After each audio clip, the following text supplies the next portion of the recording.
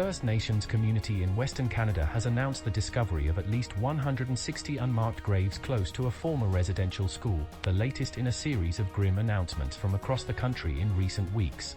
Members of the Penelakut Tribe in southwestern British Columbia said in a statement late on Monday that the graves had been discovered near the site of the Kuper Island Industrial School on Penelakut Island, nearly 90 kilometers north of the provincial capital Victoria. We understand that many of our brothers and sisters from our neighboring communities attended the Kuper Island Industrial School. We also recognized with a tremendous amount of grief and loss that too many did not return home, said Chief Joan Brown in the statement.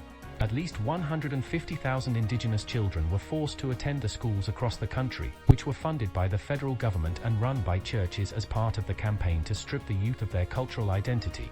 Those familiar with the systematic neglect and abuse at the schools had predicted more unmarked graves would be uncovered after the first discoveries in British Columbia and Saskatchewan shocked the country last month. On Tuesday, Prime Minister Justin Trudeau said his heart breaks for the Penelakut Tribe and for Indigenous people across the country. The graves reaffirm a truth they have long known, he said. Kuper Island School, operated by the Catholic Church, was open from 1890 to 1975 and gained notoriety as a dangerous institution. 2 sisters drowned while trying to flee the school in the 1950s, and another student died by suicide in 1966, according to the Indian Residential School History and Dialogue Center.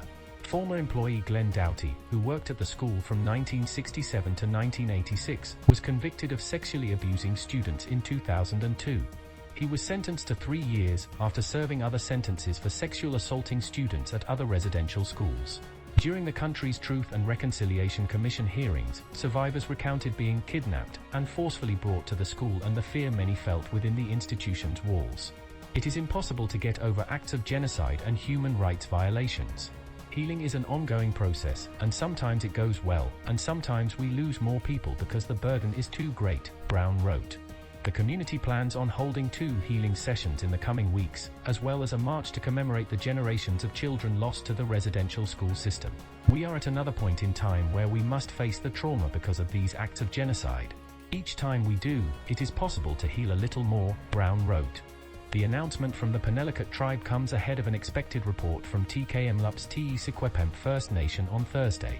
The First Nation says it will provide greater detail on the 215 unmarked graves discovered using ground-penetrating radar in late May.